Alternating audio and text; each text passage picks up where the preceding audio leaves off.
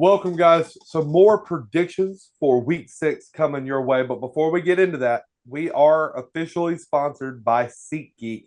Guys, you can use our code 3BoldTakes at checkout on your first purchase for $20 off. And this is for any event. It does not have to be a college football game. You could be going to a wrestling show. You could be going to a concert. You could be going to a basketball game. It don't matter. SeatGeek has it all, guys. I love using their service. It makes shopping for tickets so easy. I highly implore you do the same. SeatGeek is the only ticket provider I use when I'm looking for tickets for any kind of event. So that is SeatGeek. Our code 3Bold takes $20 off at checkout. Now, guys, we've got an awesome one here. Kyle Field, 11 o'clock kickoff. I'm assuming ABC. I'm assuming this is the SEC on ABC game.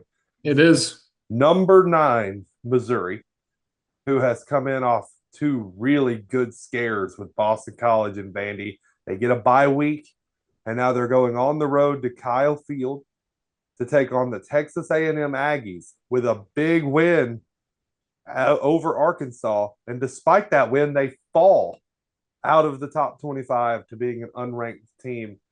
Guys, how do you see this one going, Chase? I'm curious with you. You know, you're not a big drink guy. What are you thinking about Missouri at Texas A&M here? No, yeah, you're right, Quinn. I don't really pick up the drink too much. I can't lie to you. But Texas A&M, I picked them earlier on this year in the Notre Dame game, and they big time let me down. I was really disappointed. I thought Elko was going to get it done. Notre Dame also hasn't looked too great on the opposite end of the ball this year, and Elko really didn't get it done for me with Texas A&M. In the last few years, I've just been a huge Texas A&M hater, mainly because of Jimbo Fisher. And I was like, man, I'm finally going to turn it around this season, guys. I'm going to get better. I'm gonna go to classes. I'm gonna love Texas A&M again. And then they let me down at the Notre Dame game, and it's just been kind of since. And on the opposite side of the ball, Missouri, they're coming off a huge season last year. They played in the Cotton Bowl and won that game over Ohio State. And then they come in this year, they're starting 4-0, a big time win. You know what? Hate Chase if you want to, but a big time win over Vandy in double overtime. They were on the ropes there. You face some adversity, you get that one done, and congrats to them, honestly, because that's Vandy's not just a slouch. I know you hear the term Vandy, and it's like, oh, these guys suck. Vandy's a good team this year. Don't get it twisted. Vandy should have won that game, and they didn't. Missouri came through in this one. But man, I think this is a great matchup this weekend. 11 a.m. kick. I'm excited. I'll probably be up at 8 a.m. ready to watch this one. And it's mainly because I can hate both of these teams equally. You know, I can like, oh my gosh, I hate Eli Drinkwitz and also just the Texas A&M brand. And while I hate both, I have to choose one though. Am I right?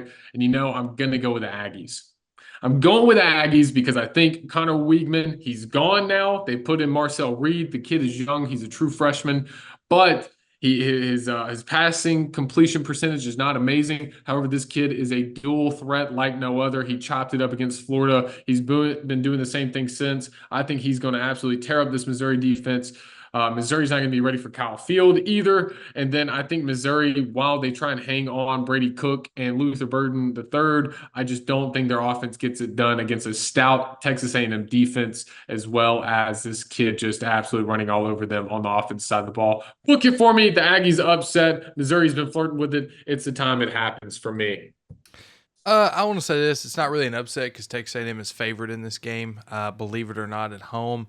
And that just goes to show that Missouri is the most illegitimate top 10 team in the country because they're underdogs against a 25th ranked Texas A&M team. Quinn, by the way, them and UNLV are both ranked 25th. We have a tie in the official AP poll rankings. Yep. Yep. I didn't know that was a thing. Okay. Yep. There is a tie. So that's interesting. I saw whenever I was making the graphics, I saw Texas A&M was 25th. Then I saw UNLV was 25th, and I was like, wait a minute, there's a typo somewhere. Go back and look at the full rankings, and yes, there is a tie. So I don't really know where to go for this game. So Missouri, technically, according to ESPN, has a 51.7% chance to win. We'll call it 52. But they are a 2-point underdog in the game.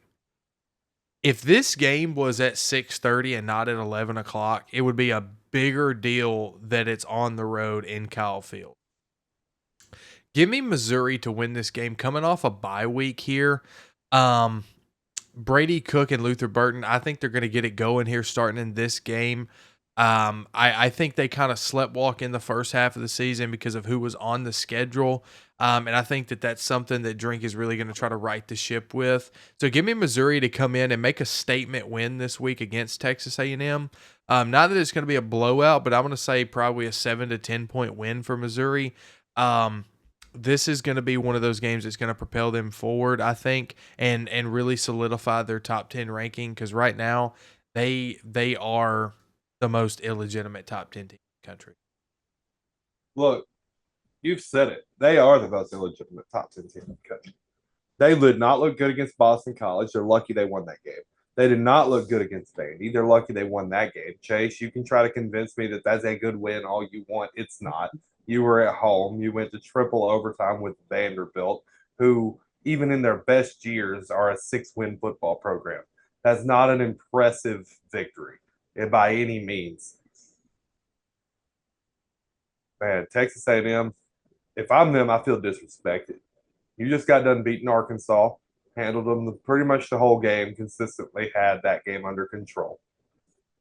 You blew out Florida in conference play, and your only loss is to what I think is actually a pretty good Notre Dame team who, for whatever reason, did not show up in that Northern Illinois game and has a really bad loss on their resume that they really shouldn't have, because they dismantled Louisville, they dismantled Purdue, they handled Texas A&M on the road. This is a good Notre Dame team they lost to. It just feels like an upset, right? Like this feels like, and when I say an upset, I'm saying like A&M would be the upsetter, being like the lower ranked team. I know they're the favorite odds wise, but this just kind of feels like an A&M victory, which is why I'm going with Missouri, because anytime it feels like A&M is about to right a ship and go in this positive direction, because you look at this from an A&M perspective for a minute. You win this Missouri game, your remaining conference schedule is LSU, which could be hard, Mississippi State, which you should win, Auburn, which you should win. I know they've got one other not super scary SEC game, and then they got Texas at the very, very end of the year. But that's a home game. So you set yourself up, if you're A&M winning this game, to maybe be like a dark horse SEC championship contender for no reason, which is why I don't think they win this game. I think somehow, some way, Missouri is going to right the ship. They've had a bye week to get prepared for this road trip. It's an SEC game. I feel like there's going to be more dialed in, because not only is it's not an SEC opener with Vanderbilt, it is Texas A&M on the road. So I expect Missouri to come in with a different focus. I think they've got more maturity and experience on their side of the ball, which at the end of the day is going to come through for them. And most importantly, Kyle Field is a great home atmosphere, but it's a much better home atmosphere if the bright lights are on, and they won't be at 11 o'clock. So give me Missouri to win this game in a close one. All right, well, I guess y'all got nothing to say to that. We're going Missouri for me, Missouri for Freddie, and then Texas A&M for Chase. We've been 3 Bold Takes. We do these predictions every single week. And remember, we are sponsored by SeatGeek. So use our code 3 Bold Takes, $20 off your first purchase with SeatGeek using that code. And guys, I guess we're out of here.